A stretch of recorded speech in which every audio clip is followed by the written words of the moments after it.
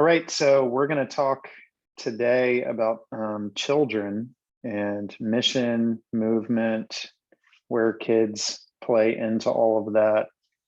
That is one of the more common questions that I get. And I think all of you are, well, I don't know who's tuning in to watch this later. So I know pretty much everyone on this call knows that Creo is not committed to one particular form. You know, we say you start with Jesus, Jesus sends us on mission, mission determines what church looks like. You got all kinds of different forms. And you could say missional community, micro church, house church. Stephen Barr says community, like whatever. We've got all these different forms and expressions of church. And even part of our conversation has been church at the lowest level where 2 or 3 are gathered, to, you know, every believer on the planet, and then every sort of iteration in between. You know, where 2 or 3 are gathered, the church in Chloe's house, the church in Ephesus, church in Asia, church universal type of thing. So when we talk about church, I think most of us understand that the Creo vision of thinking about church is much smaller and much larger than the typical, you know, I attend whatever particular 501c3 and whatever building on whatever day a week. So assuming that we all are coming in with that type of mindset, when we think about movement and mission and children, and what does it look like to see children be shaped into Christ likeness? What does that look like? How do we actually make disciples of Jesus out of our children? That's the conversation, and the question keeps coming up, so we're going to talk about it. And I'd like to start just by asking Christian if he could share a little bit about what it looks like for him before I jump in with a whole bunch of thoughts. Christian, I'll ping your video for the sake of the recording. So go for it, brother. Yeah, I think you also need to unmute yourself. Okay. Yes, Mike, he was saying to me, how can we encourage different leaders in micro churches to the opportunity to invest our life in children in different ways, different ages. And the most important thing that you will have kids like anywhere in every scenario of churches. And the thing is, they are all the time willing to do something new because they are, you know, growing and they really want that kind of experience. And for us as a church or movement, we need to teach them in the very early age how to be a missionary and how to have the same principles that we have according their own maturity. And one of the things that I am doing with the kids right now is teaching them music. And through that, I'm having discipleship. And that time that I am spending with the kids, it's just to know how are they.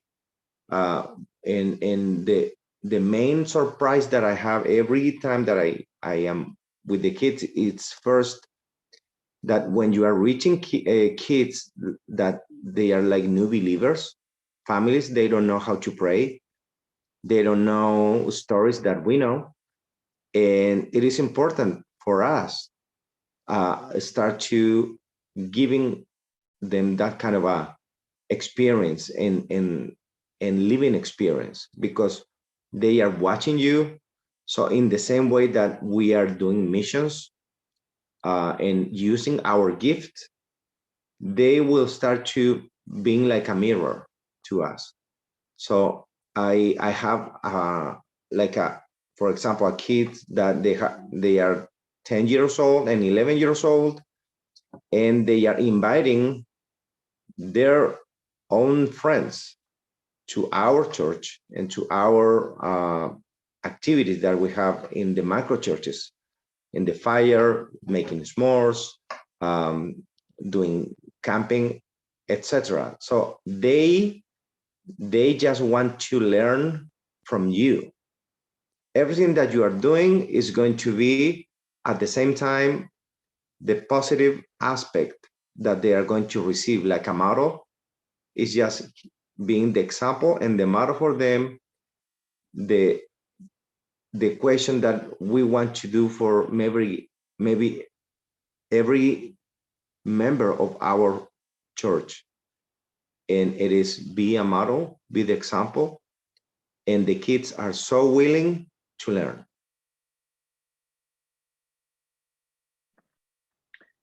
Yeah, that's good, Christian.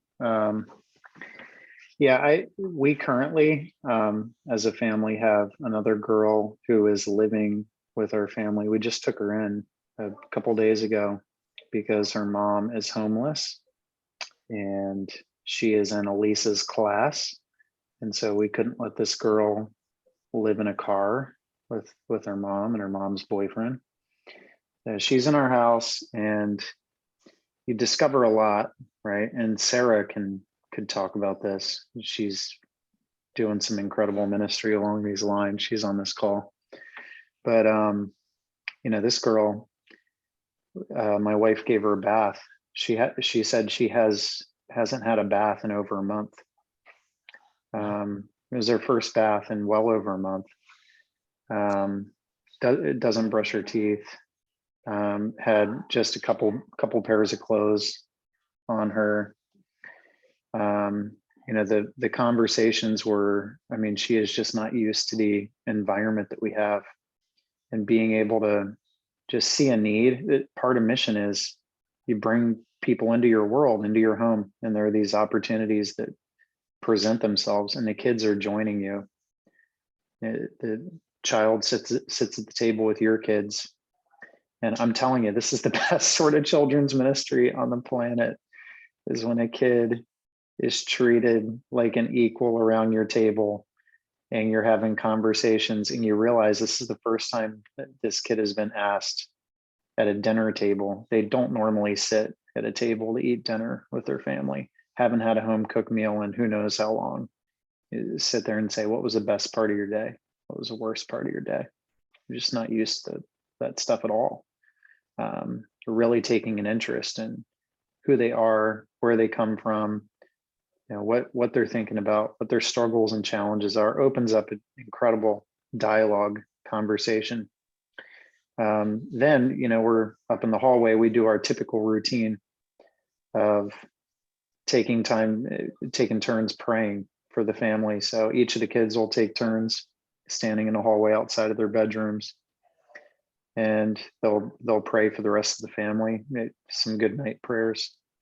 And then we put our hands in and huddle. We do a big old Team J right in the middle. And we said Team J, and we said this girl's name too, include her in. So you just start to see the unbelievable journey that goes beyond. And I know some of you foster, adopt. I think part of being on mission is that we see our family as beyond just our own immediate family, but we see opportunities to love everyone around us, and maybe include other people that need to be included, or take people in that don't have anywhere to go. So yeah, I'm going to pause with that for a sec and just allow a little bit of initial dialogue, and then talk a little bit more about how this works out in our micro churches. So where's your head go as you first hear Christian talking about s'mores and involvement and mission, and just the openness to include other people around our tables? Where's your head go initially?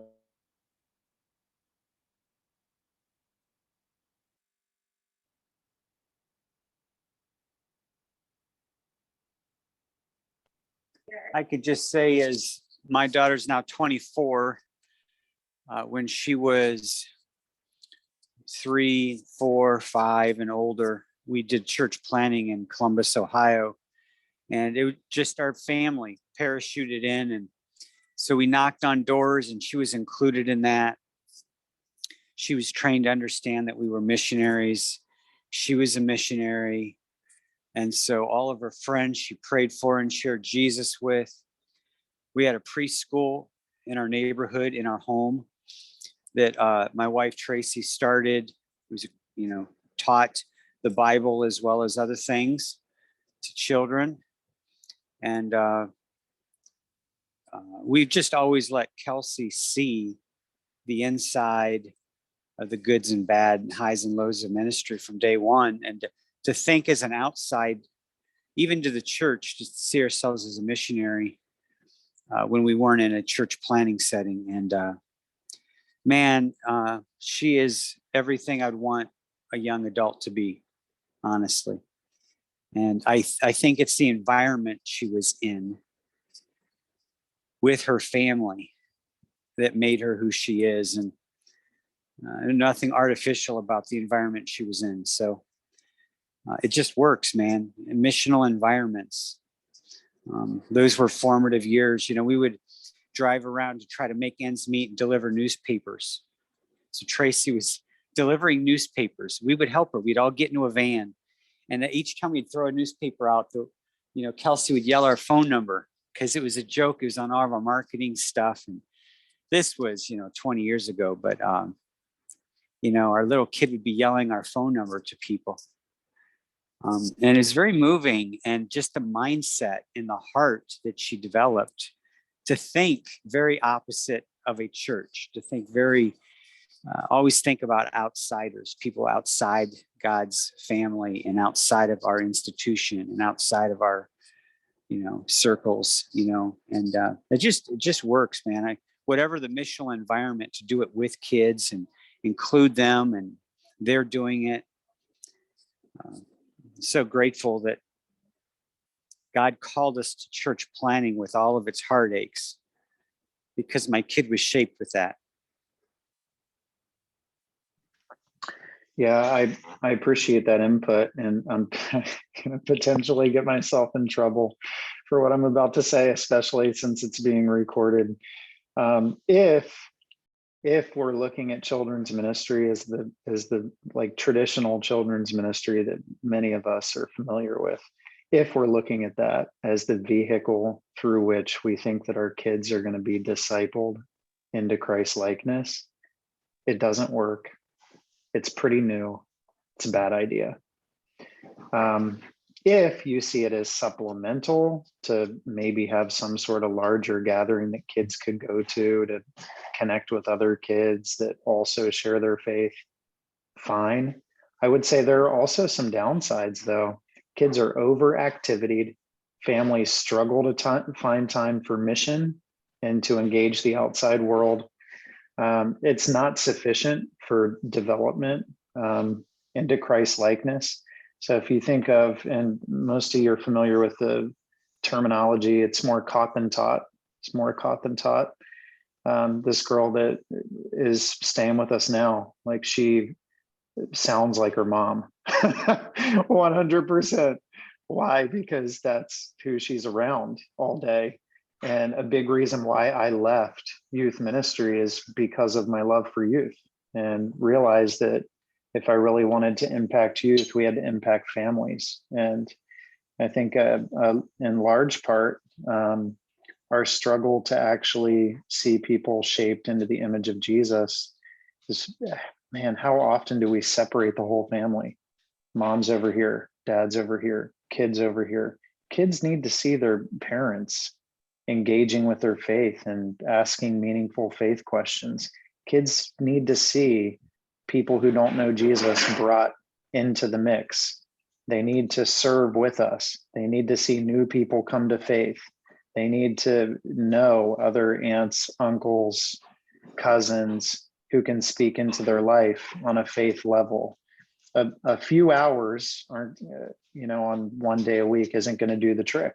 if you think about what is God's plan for children's ministry, I'm going to say parents are God's plan for children's ministry. You can't outsource that to some other entity and say, the church is responsible to disciple my kids. Parents are responsible to disciple their kids. And we haven't done a very good job of putting the tools and resources in the hands of parents or caretakers or, step parents or foster parents or grandparents or whoever is watching these kids to be able to shape them and work with them and love them and come alongside of them. And our micro churches, I think, it's so different when you have families doing life together, because so many of these kids look at me as like Uncle Mike. And if they don't want to talk to their mom or dad, they could talk to me or Jackie, right? They come to us and ask us questions. Why? Because we're not strangers that they're not acquainted with, but we're part of their extended network. We're part of their family. And that's an absolute game changer, is families doing life together. I'll show you an image. This is our micro church. This is last week. We had 16 kids in my living room, which is like sheer chaos. 16 kids in my living room. And I'm just reading a story from the Kids Storybook Bible. Some of them are listening, but when you get 16 kids, it's a little chaotic. A lot of good questions, a lot of conversation. The parents also get an opportunity to watch how it's done, and they learn how to tell stories to their kids. They learn how to take those tools around their own tables. It's not just an opportunity for us to learn, but we're also applying together. So in a few weeks, we're going to go and we're going to team up with one of our micro churches that serves the tent city. And these kids are going to go with us and deliver food to people that don't have food. Right. And we got this holiday party coming up, and we got neighbors coming over who don't know Jesus. And the kids are all a part of that. And I think when we think of shaping people and making disciples of Jesus, one of our biggest mistakes is to think that we're shaping them in information alone. And it's got to be head, heart, hands, up, in, out, connect with God, connect as a family, impact the world around us. We are sent to be missionaries to the people around us. And I fear that it is a huge temptation for us to create Pharisees that know scripture, but don't actually engage the world around them.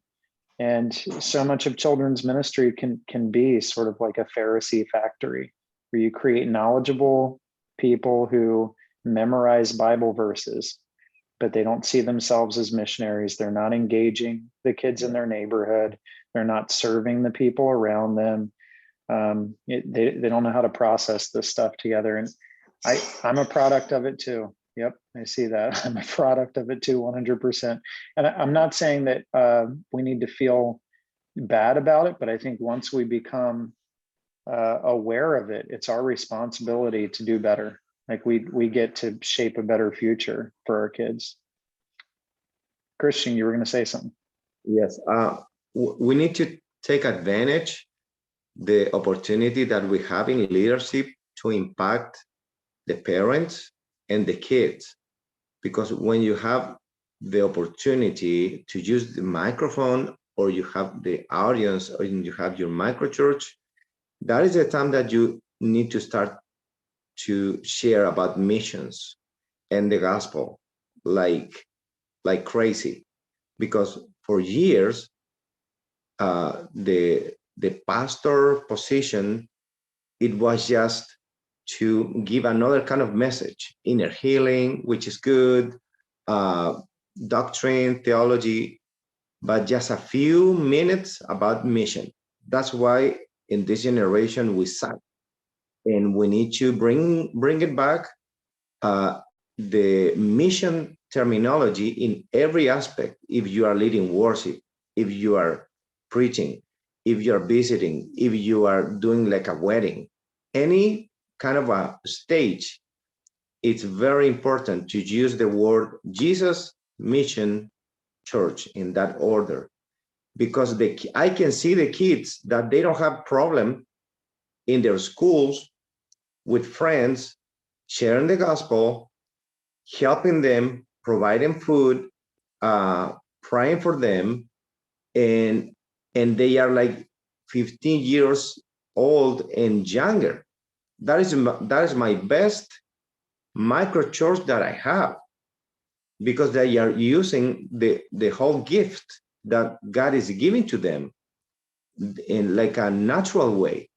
And now I can see the parents that they are understanding that they are the model, they are the example to do the missional aspect in their own houses.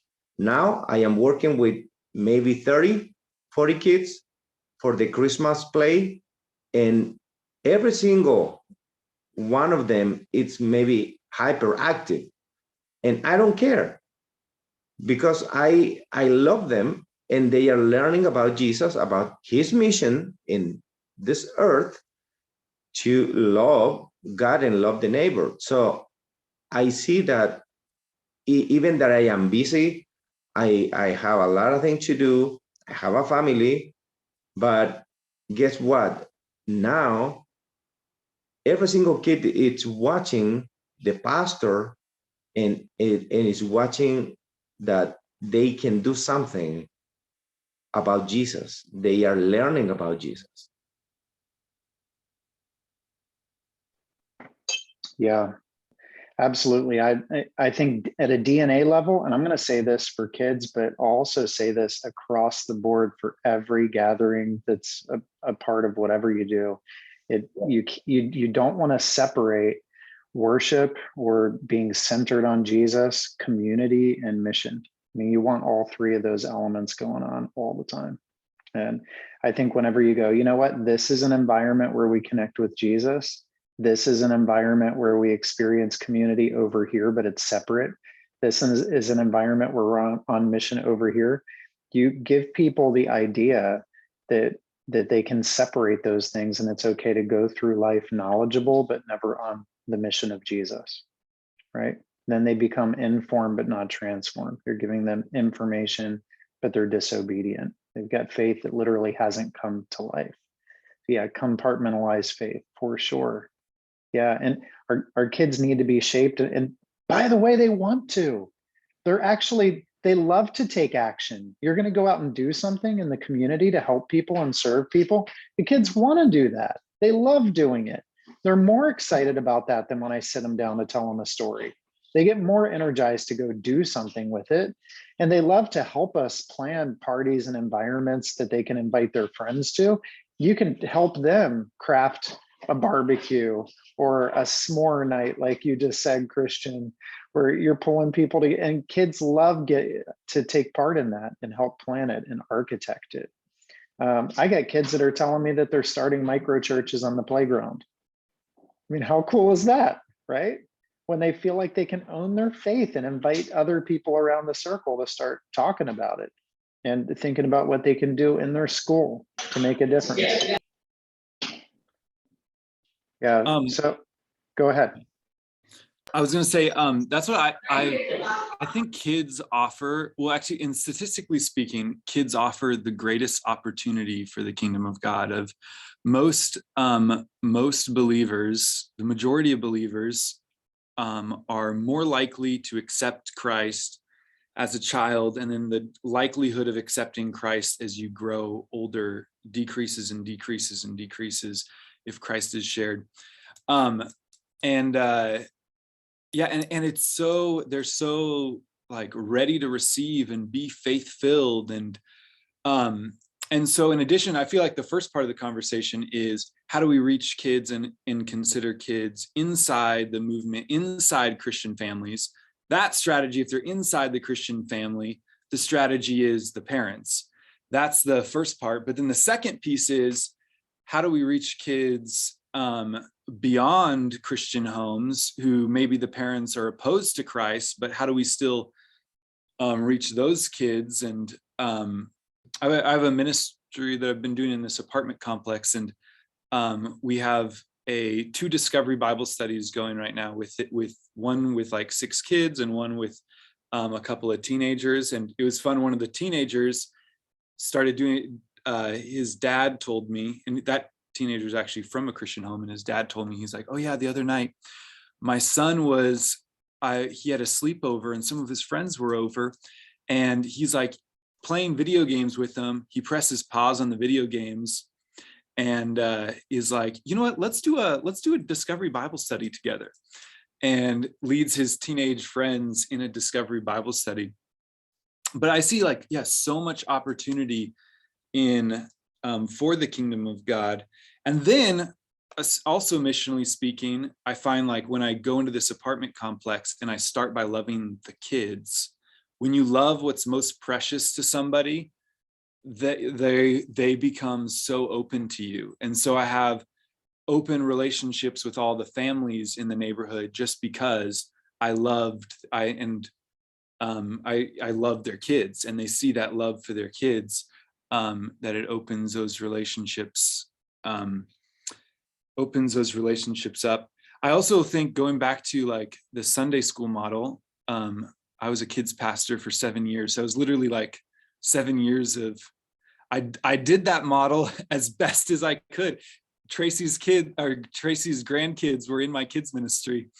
I did it to the end. And right now in the church, one of the answers to everyone knows, okay, the Sunday school on Sunday is not the answer to this. So what we'll do is we'll start sending home resources to the parents. And this is what I did.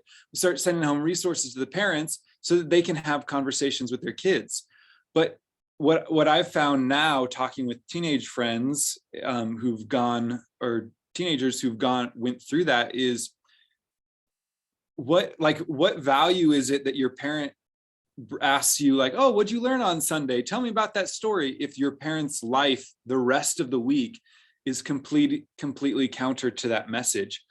And so resourcing undiscipled parents isn't the answer. The answer is parents have to be disciples. For me, I think one of the most pivotal things for me was every morning I'd come downstairs and my dad was in the recliner reading scripture. And that was like, oh, this is shaping his life. And I got to see how that shaped his life. But yeah, I think there was like 2 pieces of, we have to be thinking about, okay, how do we inside movements of Christian families reach kids, but then also how do we reach kids who aren't inside Christian families? Because there is a potential. The last thing is, my friend told me a story about, and maybe someone knows this story, I don't know, about a movement, disciple making movement in Cuba that happened, where they went and built a playground in a town, and all the kids came to the playground. They started making disciples at the playground among these kids. And now entirely of kids, it's at 16 generations of disciples making disciples, making disciples. And so that excites me, of, man, like there's so much opportunity for the kingdom. They can be disciple makers. And I think we undersell kids often. And it's, oh, kids go play in the room as we do the message, instead of calling them to be a part of the gathering and calling them to more. And it's always going to be a struggle because they're kids, but staying in that struggle after them and setting that high bar. Yeah, that's super good, Brandon. I love your point about resourcing non-discipled parents who don't really have an interest in discipling their kids. And I think that's super good. And when you talk about how to reach these kids, I just think about coaching. Probably half of the families that are connected to Jackie and I's micro church connected through us getting involved in youth sports. And the parents have come to faith, the kids have come to faith, their lives have been transformed. Super easy. But you think about, I was trained to try to, connect those families to come to a church service, or to invite those kids to come to a kids event, rather than to, free myself from all of the church obligations that I had to go coach, to connect with those other kids, to pick up kids and drive them to practice with me, to find out that one of the kids' dads hasn't been to any game and yells at him all the time. And then like to find out that another one's mom leaves every night at 1 o'clock in the night, in the middle of the night, 1 o'clock in the morning, to go to work for 1 hour, right? And you start hearing these stories going, my goodness, there's so much pain and brokenness and opportunity that you can literally see yourself as a youth pastor through coaching sports. And 2/3 of your youth group don't even know Jesus. And you get an opportunity to invite these families to be a part of your life, or invite yourself into their life, which is really cool. The other one is, if you think about some of the poorer streets or neighborhoods where kids aren't a part of sports and activities, all you need to do is go outside with a stick and a ball, if you know stickball, or go outside with a football, and all the kids will come out. You like take your own kid, or a neighborhood kid that's a part of what you're doing, and just start playing football with them. All of a sudden there's 20 kids there. You don't need to get them to your church event. They're all there. You just think about where they go, where they connect, where they play. And God has called us. We do this with adults, right? When thinking missionally, as a missional movement, we need to go to the people where they're at. Same thing is true with kids. Go to the kids where they're at. Become a part of their life and story and journey. Listen to them. Become a mentor, and let your kids be a part of that. Here's another thing. Our home has become the hangout spot. We've told our kids, we're going to be selective about where you spend the night, which is a good idea, because I'm pretty sure that like 3/4 of our kids' friends' parents are, doing stuff that we wouldn't want our kids around. But we said, you can have anyone stay at our house. Like any kid in the school is welcome to come over and hang out at our house, stay at our house, eat dinner at our house, play on a Saturday, use our yard, whatever. And we've become the hangout spot. Everybody comes here. All the kids come here. And we create a bunch of community for these kids, and they're not used to parents that listen to them, engage them, play with them, make them dinner, take an interest in them. So simple stuff like that, my goodness, makes all the difference in the world, right?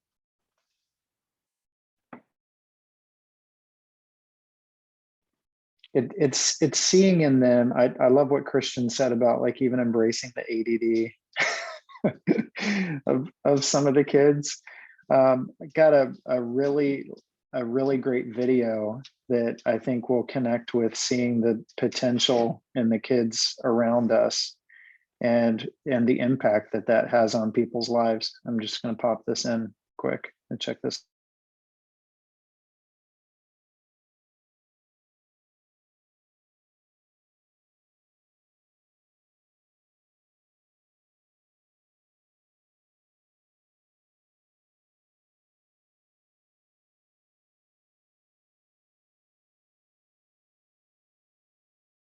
I have a lot of memories from when I was a child.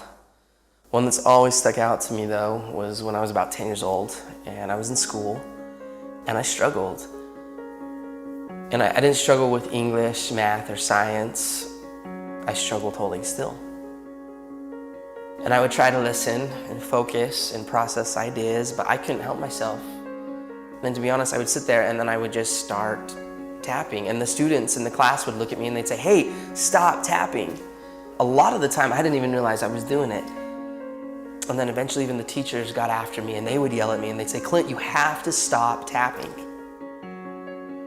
It got so bad that I got sent to the principal's office for tapping.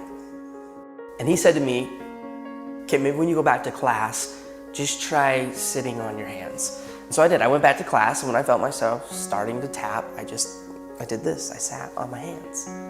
and that worked for about 5 seconds.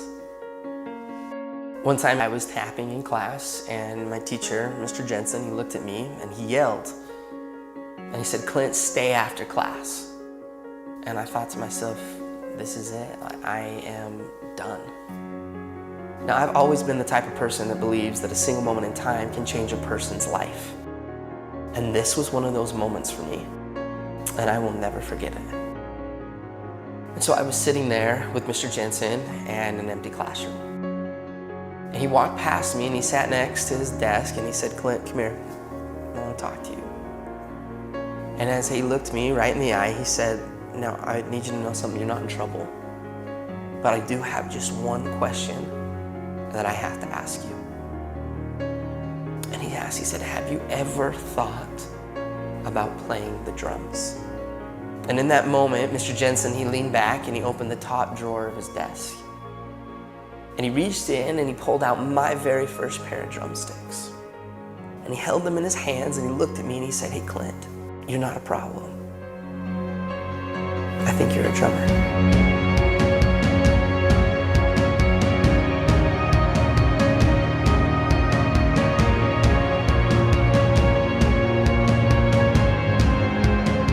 And from that moment on, I've never put those sticks down.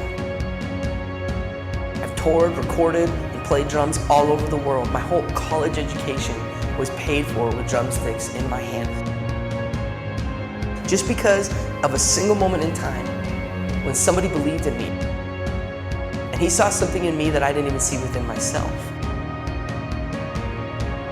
And from that moment, I learned that there's a difference between being the best in the world and being the best for the world.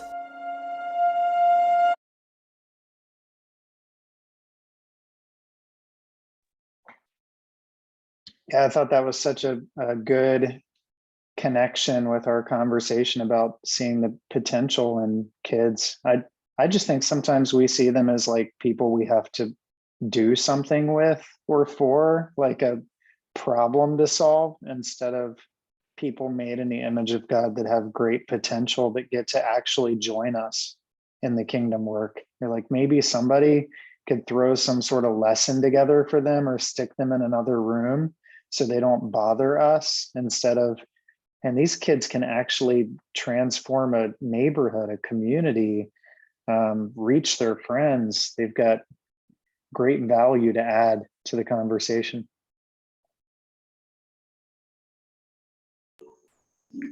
So we have a story real quick. So we've got first time of the month we do family worships. We still meet in a gym. Everybody converges together. And literally 2 Sundays ago, we were at the gym and we started rearranging, experimenting with like work in the round, so it's more intimate, family kind of environment, whatever. And it was interesting because a lot of the kids kind of gathered in like packs kind of toward the back so they could kind of roam around.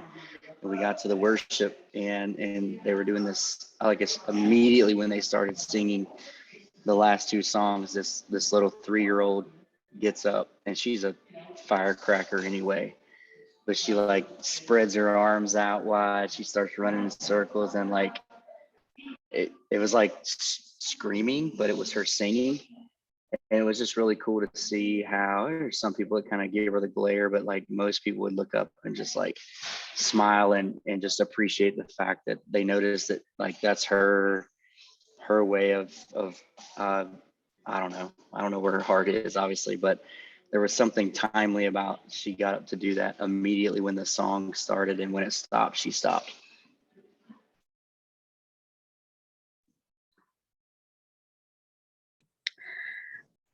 I was just going to say, when Brandon was talking, and then Mike too, so I grew up in the church, and I was taught from birth to be a consumer. I was taught, like, come to FCA for, our pizza night and the party. And, I did all the Christian kid things.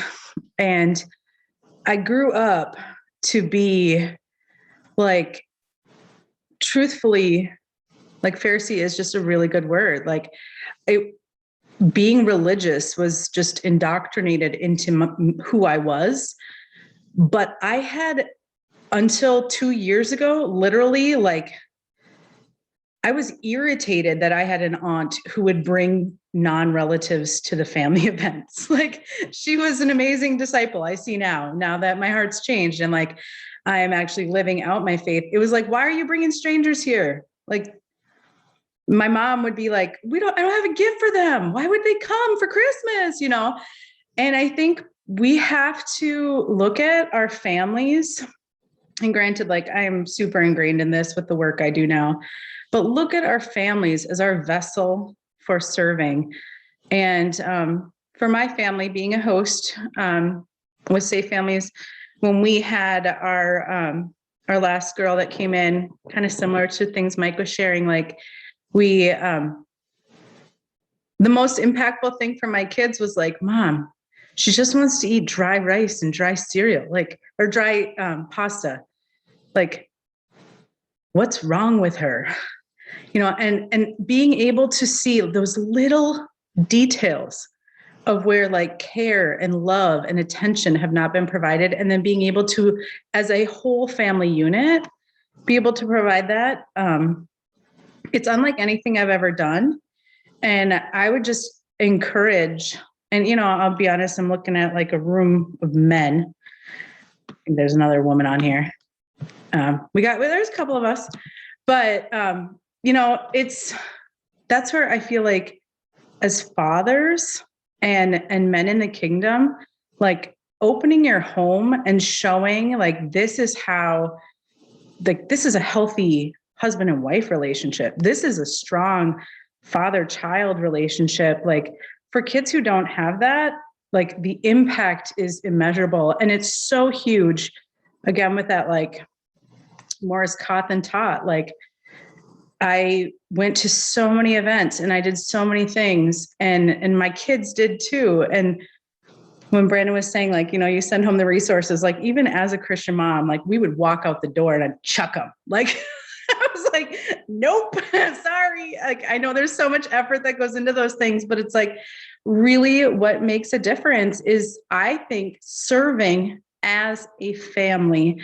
And also, like, nothing ever changed my life. Truthfully, it's really sad. Years and years and thousands of dollars were poured into like my spiritual formation from different churches and organizations and stuff, things that I participated in that were all good. They were good, but nothing transformed me like serving. And I don't remember one significant moment of my life of like real development spiritually that was like a fun event. It was really doing things that were not super fun, like, initially, but that they were so significant. And I wanted to go back. I wanted to serve. And one that I think of was like, we did some outreach thing to nursing homes where we went and we were like singing carols and reading to them. And I remember, like, at first, like, yuck, I don't want to go. I was not interested at all as a teenager. But after going and realizing, like, seeing loneliness and seeing brokenness, that was the most significant thing. When I look back to my whole childhood, I'm going to youth group my whole life, that experience is what I remember. And that helped me develop empathy and honor for the elderly that, like, I don't know, that wasn't in like any of the Noah's Ark's cute little skits that we did. And, I think that there's so much opportunity for us if we look at, as a family, just loving other people where they're at. I don't know. It has been unlike anything I've ever experienced. And I would agree, like, everybody who said, like, yeah, just opening your home, being the hangout place, being the place where kids can come. It doesn't have to be rocket science and it doesn't have to be huge. And truthfully, like, if you have a Christ-centered home, like, healthy things will just flow out of that. So that's my 2 cents. I love that, Sarah. I think for sure we used to do something called like Serving Monday as a family, where the kids would help us pick who we wanted to bless or serve or help. like just as a family, and we could invite other people into that. And it's cool seeing them even see the places where they're at the dance studio or basketball as places of mission. There are some tools that some of you may have seen Foy share this one before. He created this, or he and a few other people created this. I think it's a really helpful tool for conversation. Sad, angry, scared, happy, excited, tender, that rather than just saying, how are you doing? And your own children or spouse will be like, good or busy, or just sort of blow you off, fine. To ask, which of these emotions are you feeling? Sad, angry, scared, happy, excited, tender, and why? Would you prefer that we pray for you, listen, or give advice? And man, that really puts you in tune with how your own family is feeling.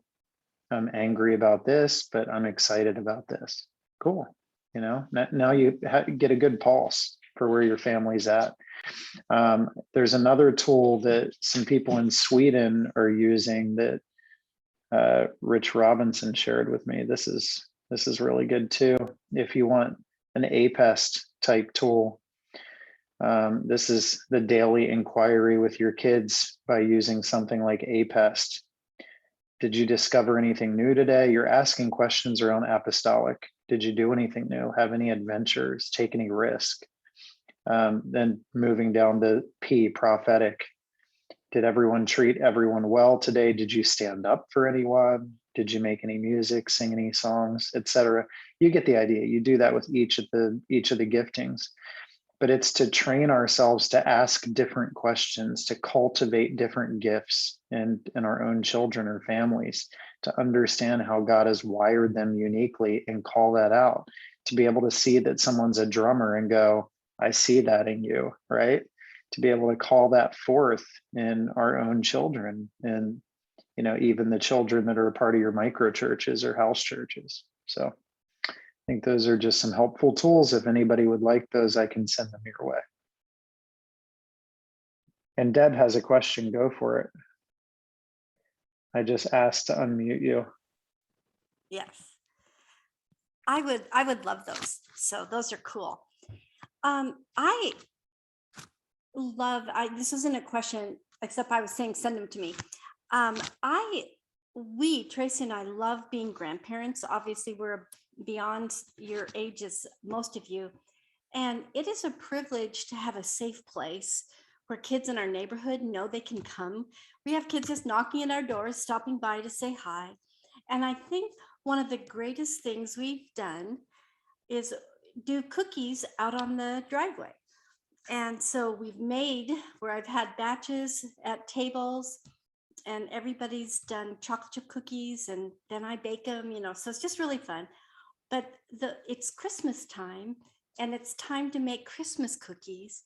And that's what we do. And we give them, they pick out theirs, and they have different frosting, and they decorate them and have sprinkles, and they eat them, and then they have to go home and be on a sugar high with their folks. But we have so much fun, and it's just a great way to share Jesus. And we just get to build relationship like that. And it's been one of our funnest things. Wouldn't you say, honey?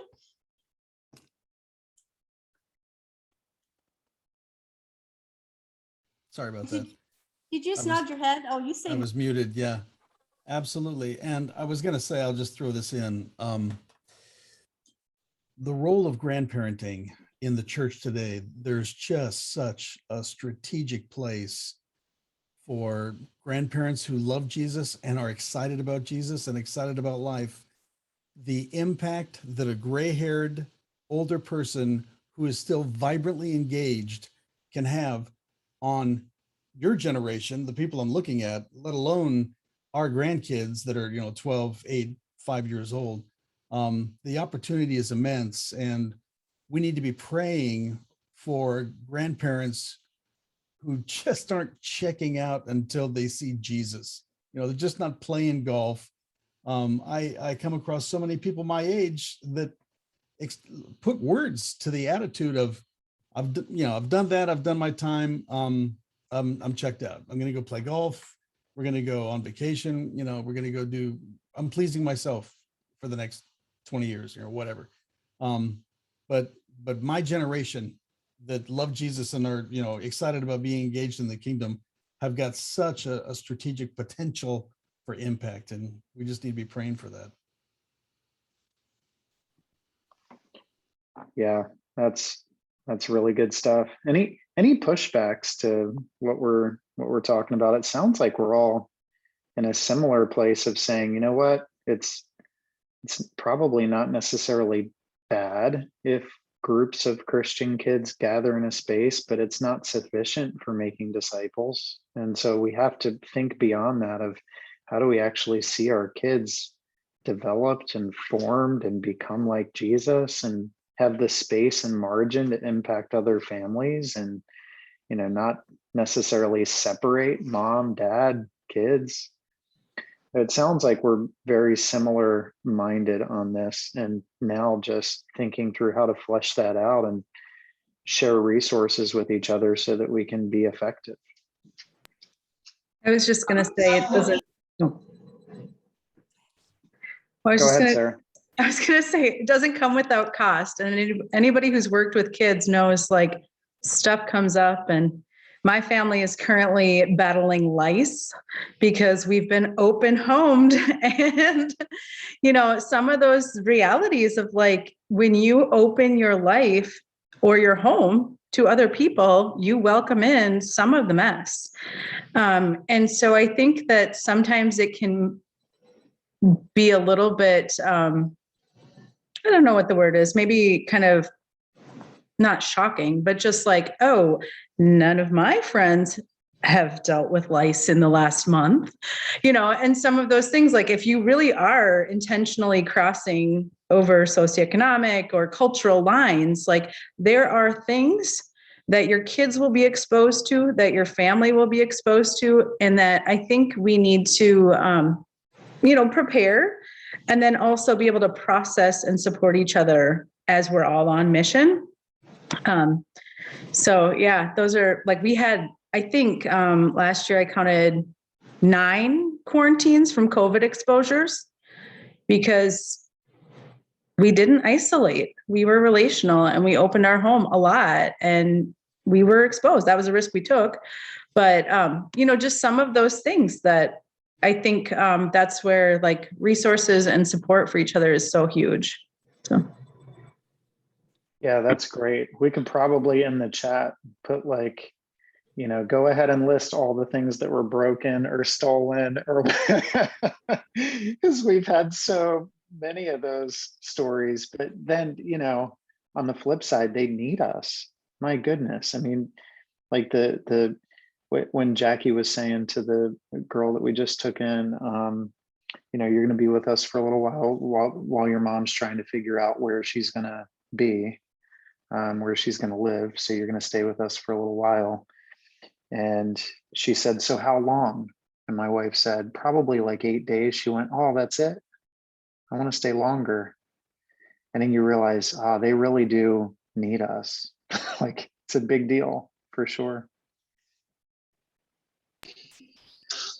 Yeah, I think it's not even pushback, but a lot of questions that I get from pastor friends around here are, there's things that they hear that are intriguing, but how do you find that first or second step to pivot from a more traditional model into this direction? And it really is the caught and taught thing. And it really, to me, you have to take baby steps and do one person at a time, one family at a time, because you may be stuck in a kid's ministry world for now, for the season, for the future of that church, who knows?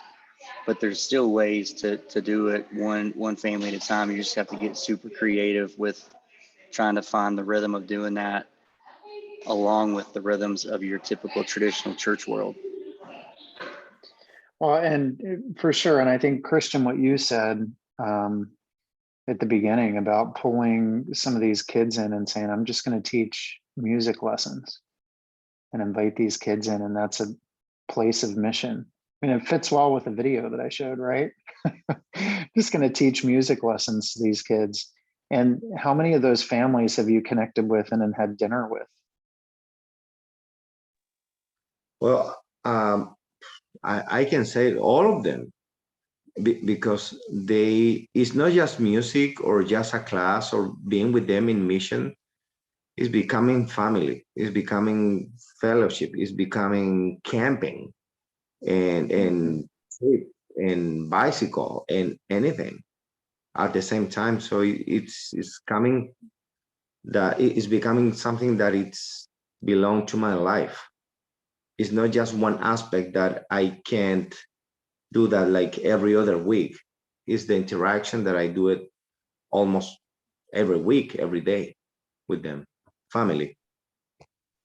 See, I almost think now that we see it, you can't unsee it. How could you take away mission from the journey?